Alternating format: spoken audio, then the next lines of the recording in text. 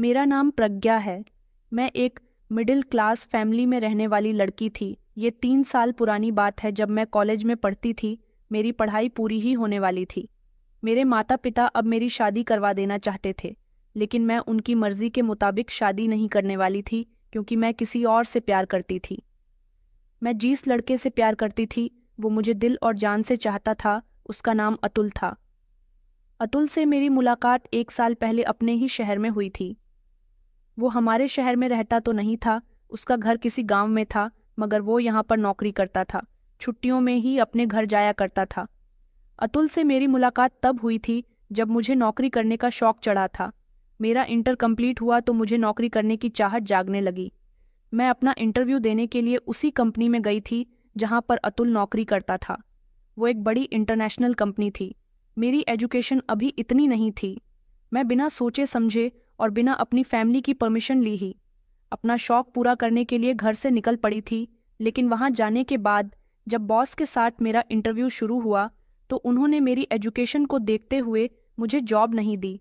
मगर मैं कई दिनों तक वहां लगातार जाती रही कि मेरी नौकरी लग जाए, क्योंकि मुझे नौकरी करने का बहुत शौक था। मम्मी पापा कहते थे कि हम तुम्हें नौकरी करने की परमिशन नहीं देंगे। हमारे पास ऊपर वाले का दिया सब कुछ है, तो भला तुम घर से निकलकर नौकरी क्यों करना चाहती हो। अब उन्हें कौन बताता कि मेरी ख्वाहिश है कि मैं नौकरी करना चाहती हूँ। वो लोग तो सिर्फ अपनी मनमानी ही करते रहते थे। मगर फिर भी उनकी बात को इग्नोर करके मैं जब पहली बार उस ऑफिस में अपना इंटरव्यू देने के लिए गई थी तो मेरी मुलाकात अतुल से हुई थी, क्योंकि बॉस ने मुझे नौकरी नहीं दी थी और मैं सोच रही थी कि मैं उनसे थोड़ी मिन्नत करूंगी तो शायद वो मुझे नौकरी दे दे। लेकिन बड़ी कंपनियों में ऐसा नहीं होता। मैं वहीं दरवाजे पर खड़ी थक हार कर रो रही थी जब अतुल ने मुझे रोते हुए देखा और उसने मुझे बैठने के लिए कहा। वो मुझे समझाने लगा कि अभी तुम्हारी नौकरी करने की उम्र नहीं है, अभी तुम्हें आगे और एजुकेशन हासिल करनी होगी। मेरी उम्र वैसे भी बहुत कम थी। उसने मुझे इतने अच्छे तरीके से समझाया था कि मुझे उसकी बात जल्दी ही समझ आ गई थी। उसने मुझे कुछ ऐसी लड़कियों के बारे में बताया जो मजबूरी के तहत नौकरी करने के लिए निकल जाती है। मगर घर से निकलकर नौकरी करना लड़कियों के लिए कोई आसान काम नहीं होता। लड़की अपनी इज्जत को अपने हाथ में लेकर नौकरी करती है, और अगर उसके हाथ से उसकी इज्जत छूट जाए तो वो लड़की कहीं की नहीं रहती। वो और ही लड़कियां होती हैं जो नौकरी करती हैं। कोई अपने घर की तरफ से मजबूर होती है तो कोई किसी बात से मजबूर होती है। लेकिन तुम्हारे पास तो कोई ऐसी मजबूरी भी नहीं है जिसके तहत तुम नौकरी करना चाहती हो। तुम्हारे घर वाले बहुत अच्छे हैं जो तुम्हें नौकरी करने से मना कर रहे हैं, लेकिन तुम्हें उनका कहना मानना चाहिए। हमें हमेशा अपने बड़ों की बात को अहमियत देनी चाहिए, क्योंकि कभी कभी हम बड़ों की बात न मानकर कुछ ऐसे फैसले कर लेते हैं जिससे हम बहुत बड़ा नुकसान उठा लेते हैं। उसने कहा, मेरी मानो तो अपने माता पिता के कहने पर चलो। अगर वो लोग तुम्हें नौकरी नहीं करवाना चाहते तो तुम मत करो। अभी आगे और पढ़ाई करो, कामयाब बनो, तब जाकर नौकरी करना ज्यादा बेहतर रहेगा। वो समय तुम्हारे लिए एक ऐसा समय होगा जब तुम्हें नौकरी तलाश करने की जरूरत भी नहीं पड़ेगी। तुम खुद ही इतनी होनहार हो जाओगी कि लोग तुम्हें तुम्हारे पास खुद नौकरी ऑफर करने के लिए आया करेंगे। आज से पहले कभी भी मुझे किसी इंसान ने अतुल के जैसा नहीं समझाया था। अतुल बहुत इंटेलिजेंट और सुलझा हुआ लड़का था। मैं वहां से चली तो आई थी और फिर मैंने दोबारा नौकरी के लिए ट्राई भी नहीं किया। अपनी पढ़ाई पर ध्यान देना शुरू कर दिया। लेकिन उसके कुछ दिनों बाद मेरी मुलाकात अतुल से शॉपिंग मॉल में हुई थी। मैं उससे मिलकर बहुत खुश हुई थी और उस दिन के बाद से फिर हम दोनों धीरे धीरे कहीं ना कहीं टकराने लगे। हम दोनों के बीच बातचीत का सिलसिला शुरू हो गया। हम दोनों ने एक दूसरे को अच्छी तरह से जान पहचान भी लिया था। हम दोनों एक दूसरे के साथ इतने अटैच हो गए थे कि हमें एक दूसरे से मोहब्बत हो गई थी। अतुल ने मुझे बताया था कि उसका उसके पिता के अलावा और कोई भी नहीं है। वो अपने माता पिता का इकलौता बेटा था। 12 साल पहले उसकी माँ का देहांत हो गया। उस समय वो छोटा था और उसके पिता के लिए उसकी परवरिश करना बहुत भारी हो रहा था। इसीलिए उन्होंने अपने बेटे को शहर के बोर्डिंग स्कूल में पढ़ने के लिए डाल दिया। वो अपने बेटे से एक हफ्ते में एक बार मिलने के लिए आ जाते थे, अपने बेटे की ज़रूरतों को पूरा किया करते थे।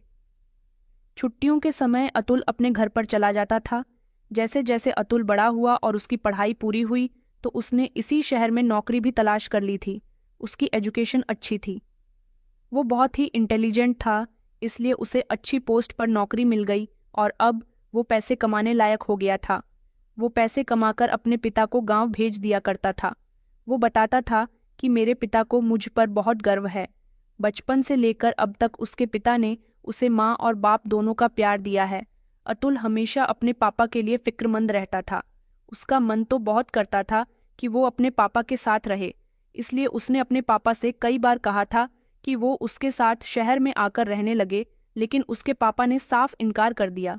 उनका कहना था कि मैं शहर में नहीं रह सकता, मेरा वहां पर गुजारा नहीं है। तुम ही गांव वापस आ जाओ और गांव में ही अपना कोई कारोबार कर लो। नौकरी नौकरी ही होती है, लेकिन अपना कारोबार होता है। अतुल का मानना था कि उसे अभी थोड़ी और मेहनत करनी चाहिए, थोड़ा और ज्यादा पैसा कमा लेना चाहिए। उसके बाद वो गांव में कहीं कोई जमीन ले लेगा और उस जमीन पर अपना कोई बिजनेस स्टार्ट कर लेगा। इस तरह वो अपने पापा के साथ भी रहेगा, लेकिन उसने पहले उसे यहाँ शहर में रहकर अभी थोड़ी और मेहनत करनी थी। वो मेहनत कर रहा था। मुझे भी उससे इतनी मोहब्बत हो गई थी कि मैंने ठान लिया था, मैं शादी अतुल से ही करना चाहती हूँ।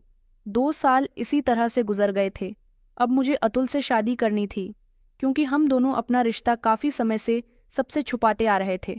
अब आगे मुझ में हिम्मत नहीं थी कि मैं अपने घर वालों से अतुल का और अपना रिश्ता छुपा सकूं, लेकिन उसका कहना था कि अभी मैं गांव जाकर अपने पापा से तुम्हारी और मेरी शादी की बात करता हूँ। वैसे वो कहता था कि मेरे पापा तो हम दोनों के लिए मान ही जाएंगे, तुम्हें अपनी फैमिली को मनाना होगा। वो ठीक कह रहा था। उसके पापा की जिस तरह से वो तारीफ किया करता था, उस हिसाब से तो मुझे भी यही लगता था कि वो एक ही बार में हम दोनों के लिए मान जाएंगे। मगर प्रॉब्लम तो मुझे अपने घर वालों को राजी करने में आ रही थी। पहले तो मेरी हिम्मत ही नहीं हुई कि मैं किस तरह अतुल और अपने बारे में अपने घर पर बताऊं, लेकिन मैंने बहुत हिम्मत करके जब अपने मम्मी पापा और सारे बहन भाइयों के सामने ये बात रखी तो सब लोग हैरान रह गए थे।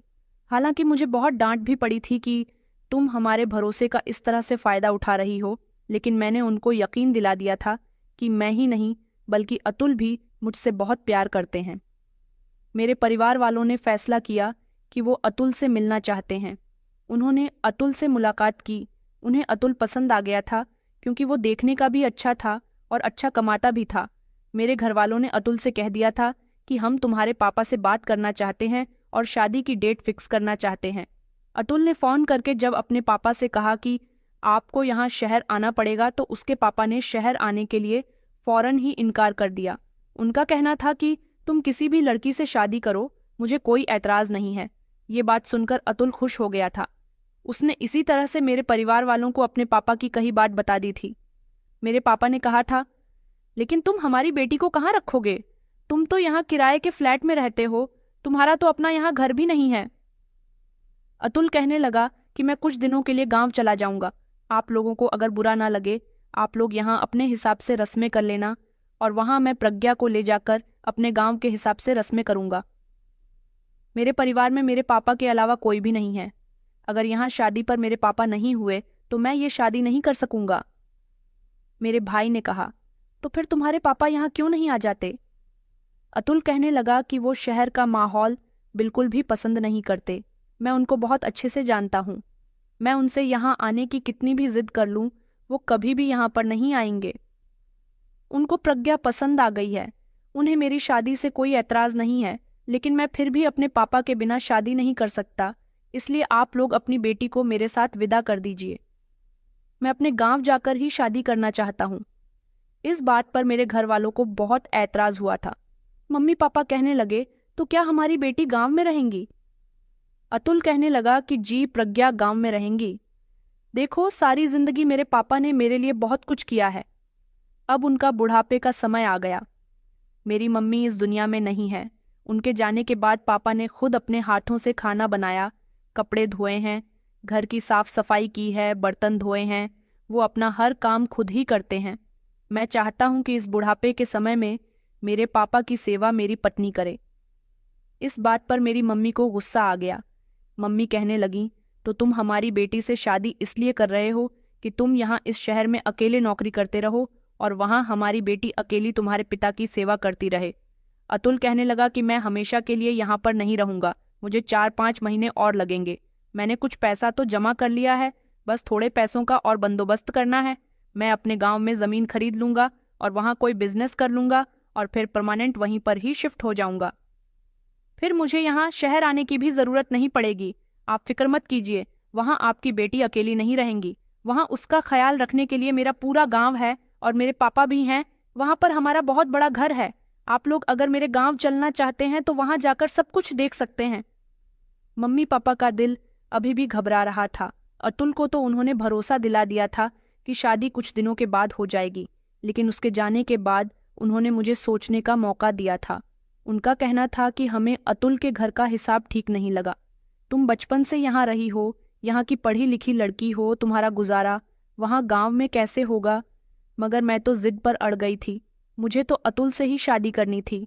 मैंने कहा कि मैं गांव में गुजारा कर सकती हूँ और अतुल थोड़ी ना सारी जिंदगी यहाँ रहेगा। उसने बोला तो है कि वो 4-5 महीने बाद अपनी नौकरी छोड़कर गांव में ही अपना कारोबार करेगा। मम्मी कहने लगीं, लेकिन बेटा तुम वहाँ अकेली रहोगी। उस गांव में तो हमारा कोई रिश्तेदार भी नहीं रहता, बल्कि वहाँ तो तुम्हारे साथ तुम्हारा पति भी नहीं होगा। अगर वहाँ कोई परेशानी होगी तो तुम्हें कौन देखेगा? मैंने कहा, मुझे कोई परेशानी नहीं होगी। अतुल इस बात की जिम्मेदारी ले रहा है ना कि उसके पापा और गांव के लोग मेरा ख्याल रखेंगे।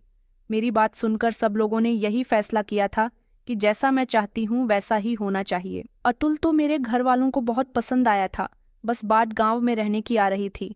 मगर मुझे इस बात से कोई मतलब नहीं था। मेरी शादी अतुल से होना ही मेरे लिए बहुत खुशकिस्मती की बात थी। फाइनली कुछ समय के बाद मेरी शादी अतुल के साथ हो गई थी। मेरे घर वालों ने मुझे खुशी खुशी विदा कर दिया था। अतुल मुझे अपने साथ लेकर अपने गांव आ गया। मैं बहुत होश थी। उसका गांव हमारे शहर से बहुत दूर था। जब वो मुझे अपने गांव लेकर गया तो वहां पर सारे ही लोग मुझे देखकर बहुत खुश हुए थे। उसके बाद वो मुझे अपने घर लेकर गया। उसने अपने घर का दरवाज़ा बजाया। उसके पापा ने दरवाज़ा खोला था। उन्होंने खुशी खुशी हम दोनों को गले से लगाया। मैंने उनके पैर छूकर आशीर्वाद लिया और फिर उसके बाद हम दोनों घर के अंदर गए थे। अतुल ने मुझे अपना पूरा घर दिखाया। उसका घर तो बहुत सुंदर था। अतुल के पापा एक बहुत अच्छे इंसान थे। वहां जाने के बाद अतुल ने और मैंने अपनी नई जिंदगी की शुरुआत कर दी थी। मैं जानती थी कि वहां पर कुछ दिन रहकर अतुल वापस शहर चला जाएगा। अतुल ने मुझसे वादा लिया था कि मैं उसके पापा की बहुत सेवा करूंगी, उनका बहुत अच्छे से ख्याल रखूंगी और अब इस घर की देखभाल मुझे ही करनी होगी। मैंने भी उनको भरोसा दिलाया था कि मैं आपके पापा की बहुत सेवा करूंगी। उन्होंने मुझसे वादा किया था कि मैं जल्द ही वापस आ जाऊंगा। अब मुझे तुम्हारे साथ रहना है। ये बात अभी तक मेरे ससुर को पता नहीं थी कि अतुल अपने साथ मुझे लेकर नहीं जाएंगे। अतुल ने शादी के अगले दिन जब अपने पापा को बताया कि पापा अगले हफ्ते मैं यहाँ से चला जाऊंगा, तो उसके पापा ने कहा कि बेटा, बहू को यहाँ अपना गांव दिखाओ, कुछ ही दिन गांव में रुको, दोनों एक साथ वक्त बिताओ। वैसे भी तुम लोग यहाँ से जाने के बाद क्या पता कब वापस आओगे। ये बात सुनकर अतुल ने कहा कि पापा, मैं यहाँ आपका ख्याल रखने के लिए आपकी बहू को छोड़कर जा रहा हूँ और अगली बार जब मैं यहाँ आऊँगा तो शायद फिर मैं यहाँ से भी वापस न जाऊँ। इस बार भले ही मैं यहाँ देर से वापस आऊँगा, लेकिन सारी जिंदगी अब यहीं पर रहने वाला हूँ। ये बात सुनकर तो जैसे मेरे ससुर चौंक गए थे। उन्हें शायद ये बात पसंद नहीं आई थी। उनके चेहरे पर एकदम घबराहट आ गई। वो कहने लगे, ये तुम क्या कह रहे हो और तुम्हारी नौकरी का क्या होगा? बहू यहाँ अकेले कैसे रहेंगी? वो यहाँ किसी को जानती भी नहीं है। कहाँ वो शहर की रहने वाली लड़की, और उसे तुम यहाँ इस गांव में छोड़कर जा रहे हो? मेरा मानना है कि तुम उसे अपने साथ ही ले जाओ। अतुल ने कहा कि नहीं पापा, अब 4-5 महीने के लिए मैं प्रज्ञा को अपने साथ वहां ले जाकर क्या करूंगा? वैसे भी मेरा असली घर और उसका असली ससुराल तो यही है। मेरे ससुर ने कहा कि 4-5 महीने से क्या मतलब है? अतुल कहने लगा कि मैं अब शहर में नहीं रहूंगा, नौकरी छोड़ दूंगा। मैंने इतने पैसे जमा कर लिए हैं कि मैं यहाँ आकर कोई ज़मीन खरीद लूंगा और यहीं पर अपना कोई बिजनेस ऐड कर लूंगा। इस तरह मैं आपसे दूर भी नहीं रहूंगा। फिर हम लोग खुशी खुशी अपने घर में रहेंगे। सारी जिंदगी आप यहाँ अकेले रहे हो, अब आप अपने परिवार के साथ रहना। ये बात सुनकर मेरे ससुर को कोई भी खुशी नहीं हुई थी। मैं उनके चेहरे को देखकर समझ गई थी। वो दिखावे की खुशी जाहिर कर रहे हैं। उन्होंने बातों ही बातों में कई बार अतुल से कहा था कि तुम्हें यहाँ आने की क्या जरूरत है।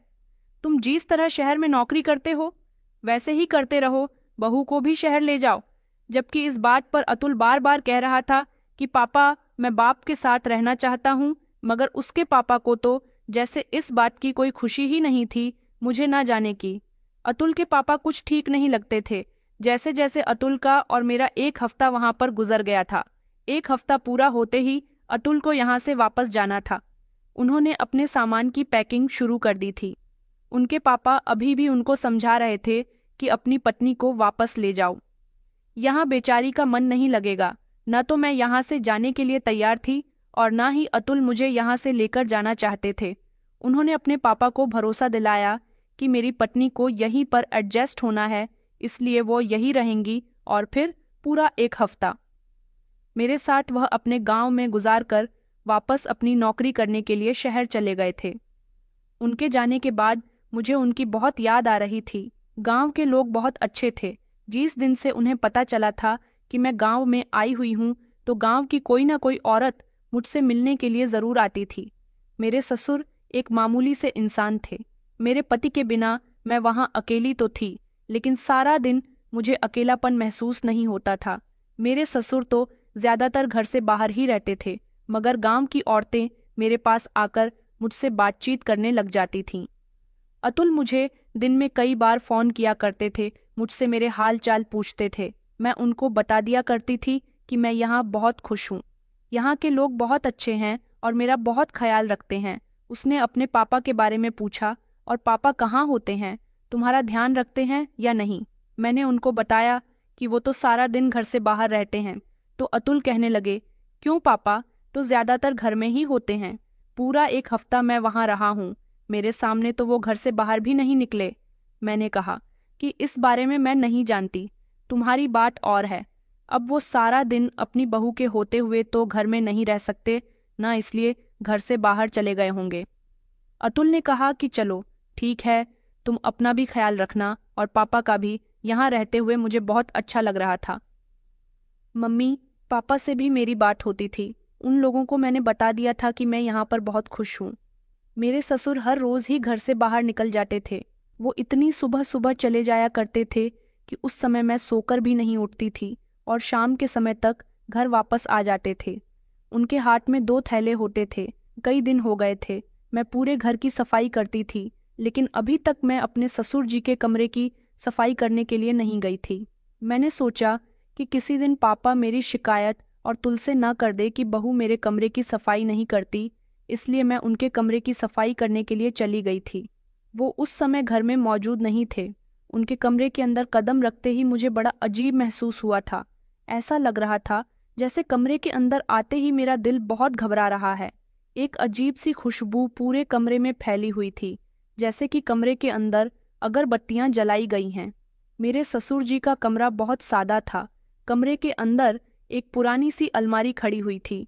चारों तरफ कपबोर्ड बने हुए थे और एक सिंगल बेड पड़ा हुआ था, जिस पर बड़ी पुरानी सी चादर थी। ऐसा लग रहा था जैसे ना जाने कब से बिस्तर से चादर चेंज नहीं की गई है। एक ड्रेसिंग भी रखी हुई थी। शायद ये सारा ही सामान अतुल की माँ के दहेज का था। सामान पर काफ़ी हद तक धूल थी। एक अजीब बात यह भी थी कि ज़मीन पर बुझ हुई माचिस की तैलियाँ पड़ी हुई थीं, जिनको देखकर ऐसा लगता था कि माचिस को इस्तेमाल करने के बाद यहीं पर फेंक दिया गया है। कमरा बहुत हद तक गंदा हो रहा था। मैंने सबसे पहले चारों तरफ से धूल साफ की और उसके बाद बेडशीट तलाश करने लगी। मैंने जैसे ही अपने ससुर की अलमारी खोलकर देखी तो अलमारी के अंदर मुझे कुछ कपड़े रखे हुए नजर आए थे, जो कि मेरे ससुर जी के थे। मैंने बेडशीट तलाश करने की कोशिश की तो अचानक मेरी नज़र ऐसे कपड़ों पर गई जिन्हें देखकर वो चौंक गई थी। मैंने उनको निकाला और गौर गौर से देखने लगी, क्योंकि ऑरेंज कलर के कपड़े थे। ऐसे कपड़े जैसे कि बाबा लोग पहना करते हैं, धोती कुर्ता, और पास में ही कुछ मालाएं भी रखी हुई थीं। मैंने उनको वहीं पर रख दिया था और मैं कमरे में मौजूद कबर्ड खोलकर उनमें बेडशीट तलाश करने लगी। सारे ही कबर्ड्स में कोई ना कोई सामान रखा हुआ था। मुझे बेडशीट कहीं नहीं मिल रही थी। इन सारे कपबोर्ड में से एक कपबोर्ड ऐसा था जिसमें लॉक लगा हुआ था, वो खुल ही नहीं रहा था। मैंने उसे खोलने की काफ़ी कोशिश की, मगर वो नहीं खुला और उसकी चाबी भी मुझे कहीं नज़र नहीं आ रही थी। फिर मैं अपने कमरे में आई और अपनी बेड शीट निकालकर मैंने बेड पर बिछा दी थी। फिर मैंने झाड़ू लगानी शुरू की। जैसे ही मैंने झाड़ू बेड के नीचे डालकर कूड़ा निकालने की कोशिश की, तो वहां पर कूड़े के साथ साथ बहुत सारे बाल भी निकलकर आए थे। वो इतने ढेर सारे बाल थे, ऐसा लग रहा था जैसे उन बालों को न जाने कब से इकट्ठा किया जा रहा है। मुझे लगा कि मेरे ससुर के ही बाल होंगे, मगर फिर मुझे याद आया कि पापा के बाल कैसे हो सकते हैं। पापा तो आगे से गंजे हैं और उनकी पीछे की साइड में छोटे छोटे बाल हैं। इन बालों को देखकर तो साफ पहचाना जा सकता था कि ये किसी औरत के बाल हैं, क्योंकि ये बाल बहुत लंबे थे और ज्यादा तादाद में थे। मैं हैरान रह गई थी। मैंने उन बालों को फेंक दिया था। अपने ससुर के कमरे को मैंने बहुत अच्छे तरीके से साफ कर दिया था और उसके बाद मैं अपने कमरे में आ गई थी। रात के समय जब मेरे ससुर घर में आए और अपने कमरे में गए, तो वो थोड़ी देर बाद ही चिल्लाते हुए बाहर निकले। उन्होंने मुझे आवाज़ लगाई। मैं उनके पास गई तो उन्होंने मुझसे कहा कि बहू, ये क्या हरकत है। मैंने अनजान बनते हुए कहा, पापा कौन सी हरकत, क्या हुआ है। वो कहने लगे कि तुम मेरे कमरे में क्यों गई थी और तुमने मेरे सम्मान के साथ छेड़छाड़ क्यों की है। मैंने कहा, पापा मैंने आपके सम्मान के साथ कोई छेड़छाड़ नहीं की, मैं तो आपके कमरे को साफ करने के लिए गई थी। उन्होंने कहा कि मैंने तो तुमसे नहीं कहा था कि मेरे कमरे की सफाई करो, तो फिर मेरी इजाजत के बिना तुम वहां क्यों गई। मैंने कहा, पापा आपका कमरा बहुत गंदा हो रहा था। वो कहने लगे कि आइंदा मेरी इजाजत के बिना मेरे कमरे में मत जाना। मुझे अपने ससुर का ये अंदाज बिल्कुल भी पसंद नहीं आया था। वो बहुत गुस्से में लग रहे थे। मैं भी गुस्से में आकर अपने कमरे में बैठ गई थी और मैंने उसी समय अतुल को फोन लगाकर उनके पापा के बिहेवियर के बारे में बता दिया। मैंने अतुल से कहा कि अगर मैंने तुम्हारे पापा के कमरे की सफाई लगा दी तो इसमें कौन सा गलत किया। वो तो मुझ पर ऐसे भड़क रहे हैं जैसे मैंने ना जाने क्या कर दिया हो। अतुल तो मेरी बातों पर इतनी जोर जोर से हंस रहे थे कि मुझे भी हंसी आ गई। मैंने कहा कि इसमें हंसने वाली क्या बात है। वो कहने लगे, दरअसल पापा इतने सालों से अकेले रह रहे हैं ना, और अब तुमने उनके घर को साफ करना शुरू कर दिया, इसलिए उन्हें ये सब अच्छा नहीं लगा होगा। धीरे धीरे उनकी आदत हो जाएगी। तुम पापा की बातों का बुरा मत माना करो। अगले दिन मैं किचन में खाना बना रही थी जब अचानक मेरे ससुर अपना थैला लेकर घर के अंदर आ गए। हर बार उनके हाथ में ये दोनों थैले ही क्यों हुआ करते थे। मैं बार बार यही सोचती थी। एक दिन मैंने सोच लिया था कि मैं देखकर ही रहूंगी आखिरकार मेरे ससुर के थैले में क्या होता है। मैं अब अपने ससुर के पीछे पड़ गई थी। मैंने देखा कि वो खामोशी से कमरे के अंदर चले गए थे और उन्होंने थैला कमरे के बाहर ही रख दिया था। उन्हें ये नहीं पता था कि मैं किचन में मौजूद हूँ। मैं खामोशी से किचन से बाहर आई, इतने में वो कमरे में ना जाने क्या कर रहे थे। मैंने जल्दी से एक ठेला खोलकर देखा तो उसके अंदर बड़ा ही अजीब सा सामान था। एक गुड़िया उसमें रखी हुई थी, बहुत सारी सुइयां मौजूद थीं, नींबू, हरी मिर्च, काला कोयला और राख भी रखी हुई थी। मैं ये सब देखकर हैरान रह गई थी। अभी मैं चोरी चुपके ये सब देख ही रही थी। मैं दूसरा थैला नहीं देख पाई थी क्योंकि मुझे अपने ससुर के कमरे से बाहर निकलने की आहट सुनाई दे गई थी। मैं फौरन वहां से हटकर खड़ी हो गई और थैले को भी मैंने वैसा का वैसा ही रख दिया। इतने में ही मेरे ससुर जी कमरे से बाहर निकले और मुझे गौर से देखने कहने लगे कि तुम यहाँ पर क्या कर रही हो। मैंने कहा, मैं तो बस आपसे खाने को पूछने के लिए आ रही थी। वो कहने लगी कि मुझे अभी खाना नहीं खाना। उन्होंने अपने कमरे का दरवाज़ा बंद किया, दोनों थैलों को उठाया और घर से बाहर निकल गए थे। मगर ये सब देखकर मेरे होश उड़ गए थे। मैं फौरन ही अपने कमरे में आई। मैंने अपने पति को कॉल लगाई और उनको ये सब कुछ बताया। मेरे पति फिर से हंसने लगे थे और उन्होंने कहा कि तुम पागल हो गई हो, ऐसी चीज़ें भला पापा अपने पास क्यों रखेंगे। हो सकता है वो किसी और का सामान लेकर आ रहे हो। इन बातों से ध्यान हटा दो। मैंने तुमसे कहा है ना कि पापा को ज़्यादा सीरियस मत लिया करो। जितना भी सामान मेरे ससुर के पास था वो सब कुछ तो दर्शा रहा था। मुझे ऐसा लग रहा था जैसे मेरे ससुर किसी तरह का जादू टोना करते हैं, क्योंकि ऐसा सामान तभी काम में आता है। अब मुझे अपने ससुर पर नज़र रखनी थी और अपने पति को भी यकीन दिलाना था कि उनके पापा ज़रूर कुछ न कुछ तो ऐसा करते हैं जो ठीक नहीं है। मुझे याद आया कि मेरे ससुर के कमरे में मुझे बहुत सारी अजीब चीज़ें मिली थीं और एक कबर्ड में ताला भी लगा हुआ था। ज़रूर उसमें भी कुछ न कुछ होगा। मैंने नोटिस करना शुरू कर दिया था कि मेरे ससुर जी कब घर के अंदर आ रहे हैं और कब घर से बाहर जा रहे हैं। रात को भी मैं उन पर नज़र रखने लगी थी। वो खाना खाने के तुरंत बाद ही कमरे के अंदर चले जाते थे और कमरे का दरवाज़ा अंदर से बंद कर लिया करते थे। आंधी रात का समय था।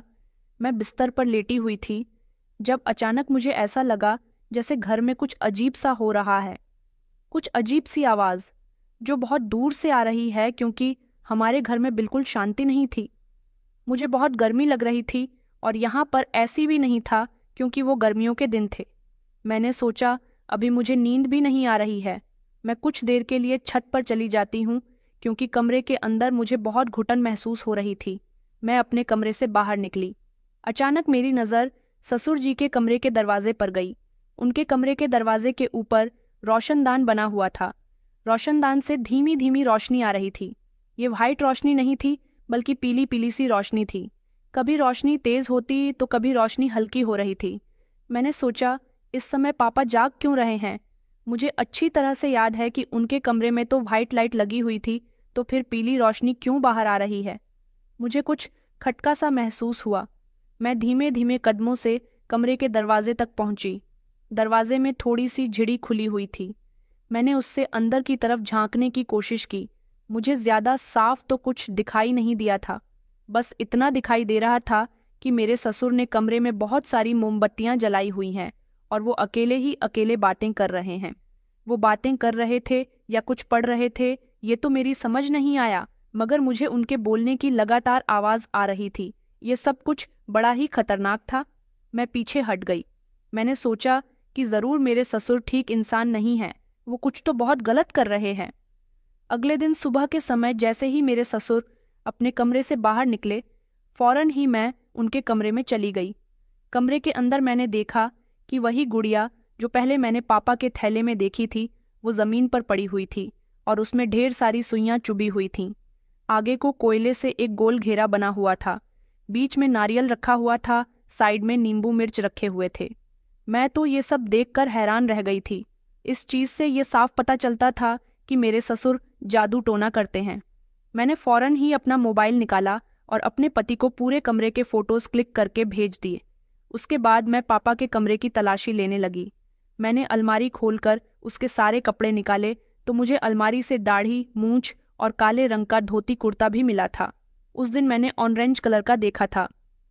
अलमारी के कोने में एक रुमाल में लिपटा हुआ छोटा सा चाकू रखा हुआ था, जो बहुत तेज धारदार था। मैंने उसको वैसे ही लपेट कर रख दिया, लेकिन उसका फोटो भी मैंने अपने मोबाइल में ले लिया था। फिर मैं ड्रेसिंग की तरफ गई। मैंने ड्रेसिंग खोलकर देखा तो उसमें बहुत सारे ताबीज़ रखे हुए थे और सिंदूर भी था। आखिर सिंदूर का मेरे ससुरजी क्या करते हैं। मैंने बेड पर पीछे गद्दे हटाकर देखे तो वहाँ भी मुझे बहुत सारे ताबीज़ रखे हुए नजर आए थे। ये सब देखकर मैंने अपना सर पकड़ लिया था, मगर मुझे कुछ भी करके इस कबर्ड में भी देखना था कि आखिर इसमें क्या है, क्योंकि हर तरफ मुझे कोई ना कोई एक ऐसी चीज़ मिल रही थी जो मुझे परेशान करने के लिए काफ़ी थी। मैंने पूरा कमरा छान मारा था, मुझे कहीं पर भी कबर्ड की चाबी नहीं मिली थी। मैंने फौरन ही अपने पति को फ़ोन किया।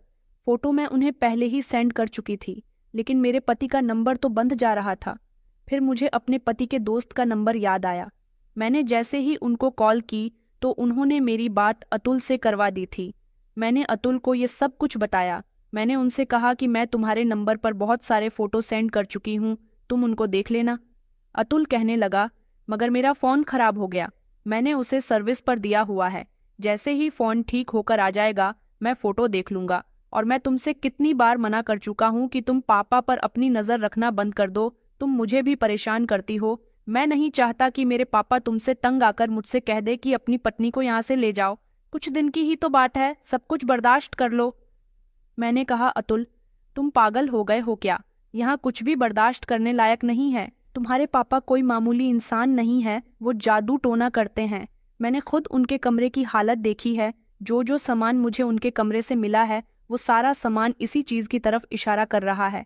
अतुल कहने लगा, अब तुम मेरे पापा पर इल्ज़ाम लगा रही हो। मैंने कहा, नहीं अतुल, मैंने तुम्हें फ़ोटो सेंड कर दिए हैं, तुम खुद कमरे की हालत देख सकते हो। वो कहने लगा कि अच्छा ठीक है, मेरा फ़ोन ठीक हो जाएगा तो मैं देख लूँगा, कल ही मैं उसे रिपेयरिंग से जाकर ले आऊँगा, मगर प्लीज़ तुम कुछ भी ऐसा मत करो जिससे मेरे पापा या तुम्हारे बीच कोई बड़ी प्रॉब्लम हो जाए। मैंने कहा, अतुल, प्लीज़ मेरी बात का यकीन करो। मगर वो तो अपने पापा को इतना शरीफ और सीधा इंसान समझता था कि मेरी बात पर यकीन करने के लिए राजी ही नहीं था। मुझे चाबी तो कहीं नहीं मिली थी, लेकिन मैंने फ़ोटो क्लिक करके अपने पति को दे दिए थे। मुझे उम्मीद थी कि वो ज़रूर देख लेंगे। रात के समय फिर से मुझे अपने ससुर के कमरे से कुछ इसी तरह की आवाज़ें आ रही थीं।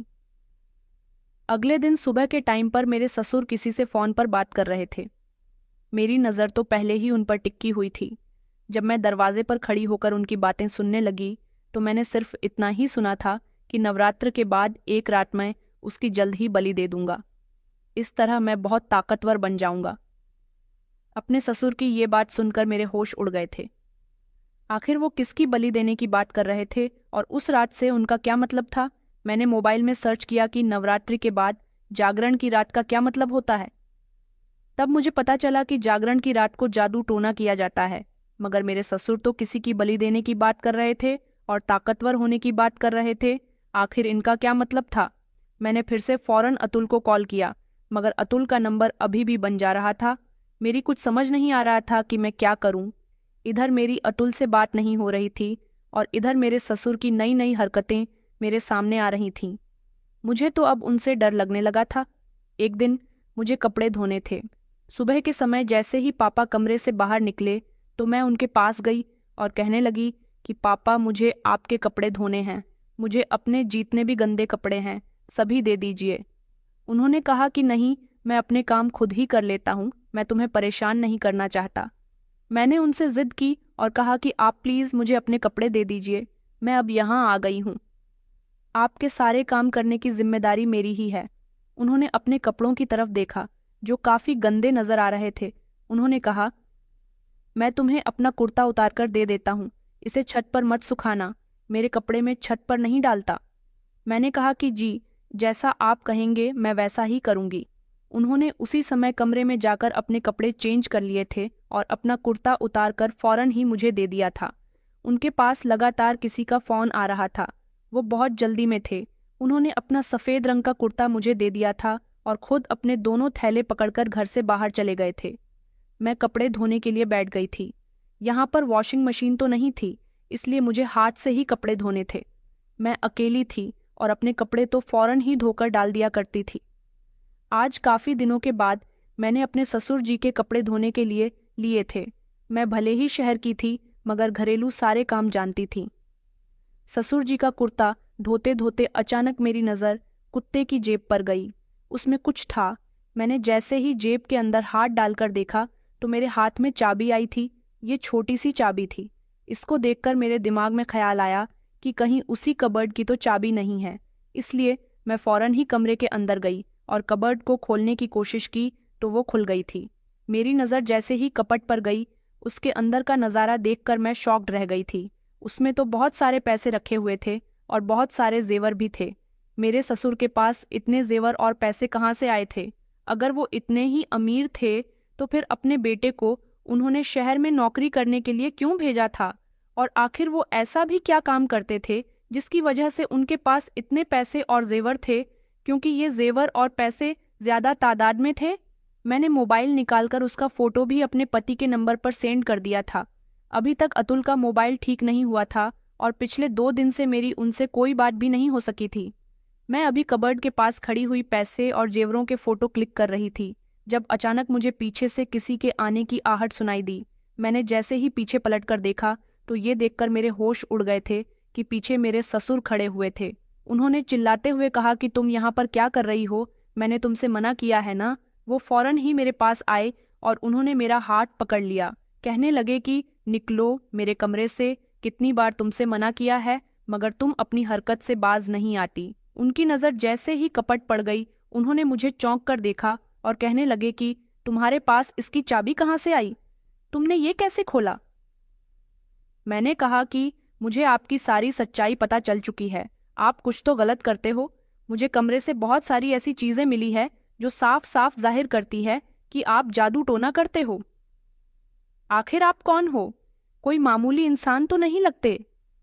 मेरी इस बात पर मेरे ससुर जोर जोर से हंसने लगे और कहने लगे कि अच्छा तो तुम्हें सारी सच्चाई पता चल गई है। वो पीछे पलटकर दरवाजे की तरफ गए और उन्होंने कमरे का दरवाज़ा बंद कर लिया।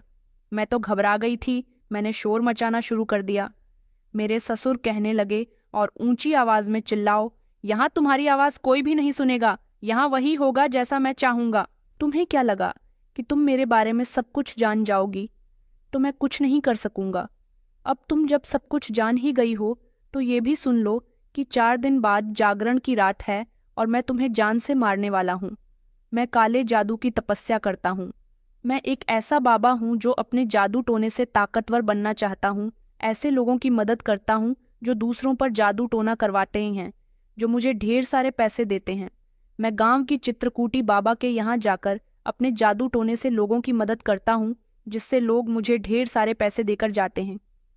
पैसे कमाने का मुझे शौक नहीं है, मगर मैं बस ताकतवर बनना चाहता हूँ, अपनी शक्तियाँ को आजमाना चाहता हूँ, अपनी शक्तियाँ से सब कुछ अपने वश में कर लेना चाहता हूँ। मैं दुनिया का सबसे ताकतवर इंसान बनना चाहता हूँ और इसके लिए मुझे किसी अपने की ही बलि देनी होगी। अतुल मेरा इकलौता बेटा है, उसे तो मैं अपने फायदे के लिए नहीं मार सकता, मगर तुमसे मुझे कोई खास लगाव नहीं हुआ है। मेरे बेटे ने तुमसे पसंद की शादी की है। तुम अगर इस दुनिया से चली जाओगी तो वो दूसरी भी शादी कर सकता है। तुम मेरे घर में आने के बाद मेरी अपनी हो गई हो। चित्रकुटी बाबा ने कहा था कि अगर तुम्हें और ज्यादा फायदा उठाना है, अपनी शक्तियां से और ज्यादा शक्तिशाली होना है, तो तुम्हें जागरण की रात को किसी अपने की बलि देनी होगी और उसके बाद उसके लाश के टुकड़े करके नदी में बहा देना होगा। उसके बाद तुम बहुत ज्यादा ताकतवर हो जाओगे, क्योंकि जागरण की रात हर त्योहार के बाद आती है। इन दिनों महोत्सव के दिन चल रहे हैं और महोत्सव के दिनों में एक रात जागरण की रात भी आती है, जो कि बहुत ही शुभ मानी जाती है। 4 दिन के बाद जागरण की रात है और उस रात मैं तुम्हारी बलि दूंगा। मुझे इस तरह लोगों का काम करने से और ज्यादा फायदा होगा। मैं यहाँ से अपना रूप बदलकर दाढ़ी मूंछें लगाकर चित्रकुट्टी बाबा, जो कि मेरे गुरु हैं, उनके पास चला जाता हूँ, उनकी सेवा करता हूँ और आने वाले भक्तों की भी मदद करता हूँ। उनसे मुझे पैसे मिलते हैं, मुझे और ज्यादा शक्तिशाली होना है। मुझे बलि देने के लिए मेरा कोई अपना नहीं मिल रहा था। मैंने तुम्हारी कुंडली बनाई और जब तुम्हारी कुंडली ले जाकर अपने गुरुजी को दिखाई तो उन्होंने कहा, किसी लड़की को मारकर शक्तिशाली हो जाओगे। मैं जोर से चिल्लाने वाली थी। मैंने अपने ससुर से कहा, ये आप बिल्कुल भी ठीक नहीं कर रहे हो। मेरे हाथ में मोबाइल तो था ही। मैंने जल्दी से अपने हाथ से मोबाइल उठाया और मैं पुलिस का नंबर डायल करने ही जा रही थी। इतनी ही देर में मेरे ससुर ने कोई राख सी चीज मेरे ऊपर फेंक दी और फिर वो कुछ पढ़ने लगे थे। जब वो राख मेरे ऊपर पड़ी तो मैं जोर जोर से खांसने लगी थी और उसके बाद मुझे चक्कर आ गए। मैं बेहोश हो गई थी। जब मैं होश में आई तो मैंने देखा कि मेरे मुंह पर पट्टी बंधी हुई थी, जिसकी वजह से मैं कुछ बोल नहीं पा रही थी। मेरे पैर बंधे हुए थे और मेरे हाथ भी बंधे हुए थे। सामने मेरे ससुर खड़े हुए थे। मैं चीखने की कोशिश कर रही थी, हिलने की कोशिश कर रही थी, मगर मैं नाकामयाब रही। अपने ससुर की हकीकत मेरी आंखों के सामने आ गई थी। वो एक बाबर थे और अपने जादू टोने से लोगों की इच्छाएं पूरी किया करते थे। इससे बहुत ताकतवर भी हो रहे थे, अपनी शक्तियां का इस्तेमाल भी कर रहे थे और उन्हें पैसा भी मिल रहा था। मगर अब वो और ज्यादा शक्तिशाली होना चाहते थे, इसलिए मेरी बलि देने के लिए तैयार हो गए थे। लेकिन जागरण की रात आने में अभी 3 दिन और 2 रातें आनी बाकी थीं। मुझे कुछ भी करके अपने आप को बचाना था, लेकिन मैं कुछ नहीं कर पा रही थी। लगातार 2 दिन तक मैं भूखी प्यासी एक तरफ बंधी रही थी। मैं रो रो कर अपने ससुर से रिक्वेस्ट करने की कोशिश कर रही थी कि वो मुझे छोड़ दे, मगर वो तो घर में आते ही कम थे। उन्होंने मुझे अपने कमरे में कैद करके रखा हुआ था और जब वो घर के अंदर आते तो मुझ पर ना जाने क्या पड़ते फूकते थे। एक रात मैंने देखा कि मेरे ससुर मेरी आंखों के सामने ही काले घेरे के बीच में बैठे हुए थे। उन्होंने काले रंग के कपड़े पहने हुए थे, माथे पर लाल रंग का टीका था। उनके आगे बहुत सारा सिंदूर रखा हुआ था। सिंदूर उठाकर उन्होंने मेरे माथे पर लगा दिया था।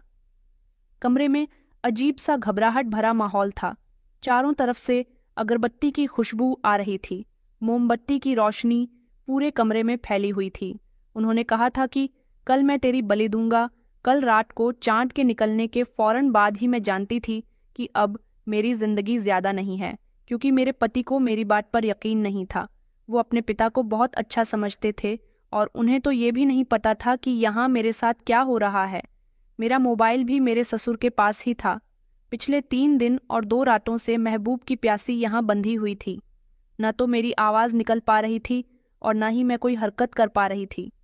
मैं रो रही थी, अपने पति को याद कर रही थी और मुझे बहुत बेबसी महसूस हो रही थी।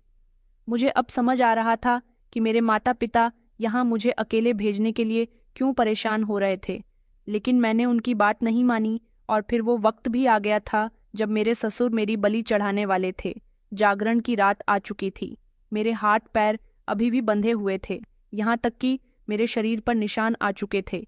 भूख प्यास से मेरा बुरा हाल हो रहा था। मेरे ससुर अलमारी की तरफ गए। उन्होंने अलमारी खोलकर कपड़े में लिपटा हुआ वही चाकू निकाला जो एक बार मेरे हाथ लगा था, और उस चाकू को निकालकर वो उसकी धार तेज करने लगे। मैं तो उनको देखकर डर गई थी। मुझे अपनी मौत सामने खड़ी हुई नजर आ रही थी। उन्होंने पूरे कमरे का माहौल फिर से डरावना सा बना दिया था। उन्होंने कहा कि आज मैं बहुत शक्तिशाली बनने जा रहा हूँ। वो अपनी पहचान छुपाकर बाबा वाला काम किया करते थे, क्योंकि वो नहीं चाहते थे कि उनके बेटे को ये सब कुछ पता चले। उनका बेटा एक पढ़ा लिखा इंसान था। वो इन मनगलत बातों पर कभी भी विश्वास नहीं करता। तभी तो वो मुझे और अतुल को यहाँ नहीं रोकना चाहते थे। मुझे अपनी गलती का एहसास हो रहा था। मुझे यहाँ रुकना ही नहीं चाहिए था। पहले ही मुझे यहाँ से भाग जाना चाहिए था। वो अपने बेटे के सामने तो घर से बाहर भी नहीं निकलते थे, कहीं उसे अपने पिता पर शक ना हो जाए। उनकी एक थैले में जादू टोना करने वाला सामान होता था, जबकि दूसरे एक थैले में पैसे हुआ करते थे जो वो अपने गुरु के पास से कमाकर लाया करते थे। मेरी तो जान निकली जा रही थी। मुझे बहुत डर लग रहा था। मैं भगवान से बार बार प्रार्थना कर रही थी कि मेरी जान बच जाए। मेरे ससुर ने सोच लिया था कि वो मेरे पति को बता देंगे कि मैं घर से भाग गई हूँ या कहीं खो गई हूँ, मगर वो मुझे रास्ते से साफ हटाना चाहते थे। मेरे ससुर ने मुझे बालों से पकड़ा और वो मुझे घसीटते हुए उस गोल घेरे में लेकर आ गए थे। उन्होंने मेरे हाथ पर लाल रंग का धागा बांध दिया और कुछ पढ़ने लगे। मैं उनको देख रही थी। उनकी आंखें अचानक लाल हो गईं। उन्होंने हाथ में चाकू लिया। मेरी आंखों में आंसू थे और मैं बार बार गर्दन हिलाकर उनसे मना कर रही थी। उन्होंने चाकू तेज रफ्तार से ऊपर की तरफ उठाया। मैं जमीन पर ही लेटी हुई थी और उनको देख रही थी। वो चाकू से मेरी गर्दन काटने ही वाले थे। मैंने अपनी आंखें बंद कर ली थीं जब अचानक तेज रफ्तार से कमरे का दरवाजा खुल गया और मेरा पति कमरे के अंदर दाखिल हुआ था। अतुल को देखकर तो मेरी जान में जान आ गई थी। अतुल ने झट से अपने पिता का हाथ पकड़ लिया और उसने जोर जोर से चिल्लाना शुरू कर दिया। वो इतनी जोर जोर से चिल्ला रहा था कि उसकी आवाज के साथ साथ आस पड़ोसी भी घर के अंदर दाखिल हो गए। अतुल ने मेरे हाथ खोले, मेरे मुंह से पट्टी हटाई, मेरे पैर भी खोल दिए। मैं अतुल को गले लगकर फूट फूट कर रोने लगी थी। अतुल ने कहा कि इस आदमी को पकड़ लो, क्योंकि मेरे ससुर भागने की कोशिश कर रहे थे। गांव के बहुत सारे लोग शोर शराबी की आवाज से इकट्ठा हो गए और मेरे ससुर जी को सबने दबोच लिया था।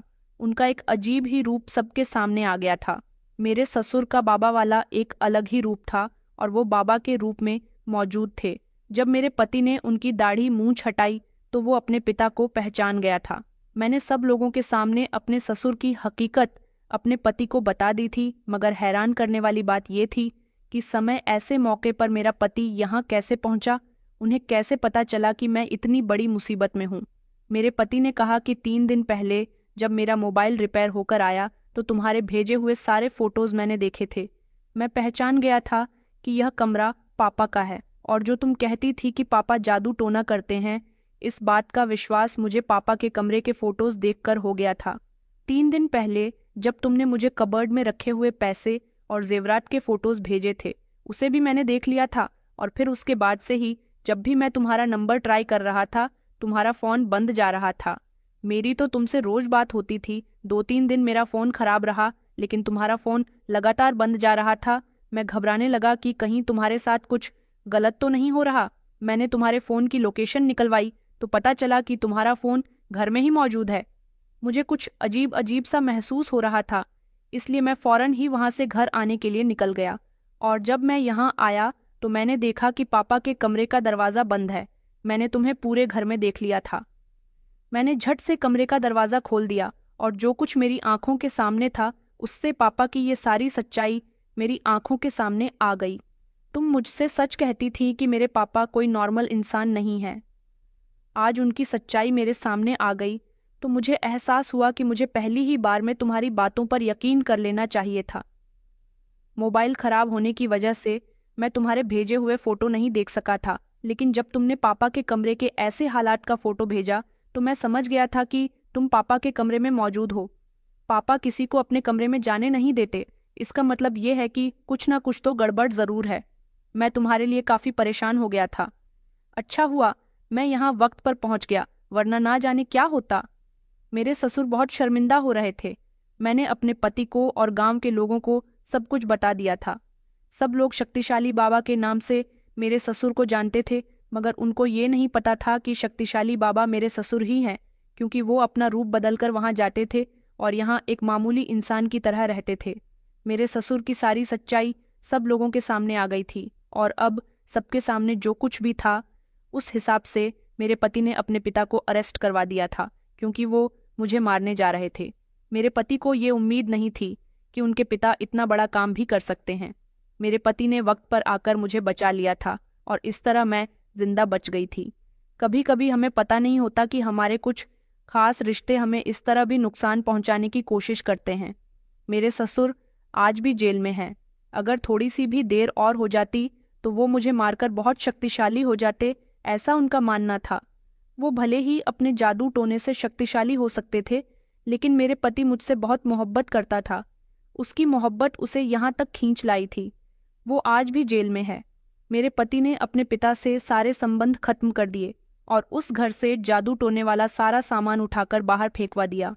मेरे ससुर के साथ साथ उनके गुरु और बाकी सारे लोगों को भी अरेस्ट कर लिया गया जो लोगों का ब्रेन वॉश कर रहे थे। मेरा पति मुझे वापस शहर लेकर आ गया था और अब मैं शहर में ही रहती हूँ। दोस्तों, आखिर में मैं बस इतना ही कहना चाहूंगी कि अंधविश्वास एक ऐसा जहर है जो न केवल व्यक्ति की सोच को विकृत करता है, बल्कि रिश्तों की पवित्रता को भी नष्ट कर देता है। हमें सिखाया जाता है कि रिश्ते विश्वास, प्रेम और एक दूसरे की सुरक्षा के लिए होते हैं, लेकिन जब इन पर खतरा मंडराए तो सच को पहचानने और उसके खिलाफ खड़े होने का साहस दिखाना चाहिए।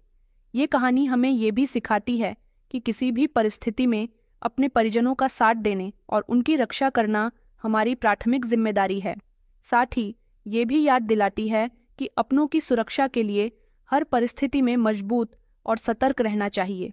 इसके साथ ही ये कहानी अंधविश्वास के खतरों को उजागर करती है और जागरूकता फैलाने की प्रेरणा देती है कि सच्चे ज्ञान और विवेक से ही समाज की बुराइयों को समाप्त किया जा सकता है। दोस्तों, उम्मीद करती हूँ आपको हमारी कहानी पसंद आई होगी। कहानी पसंद आई है तो वीडियो को लाइक करें, चैनल पर नए हैं तो चैनल को सब्सक्राइब करें। धन्यवाद।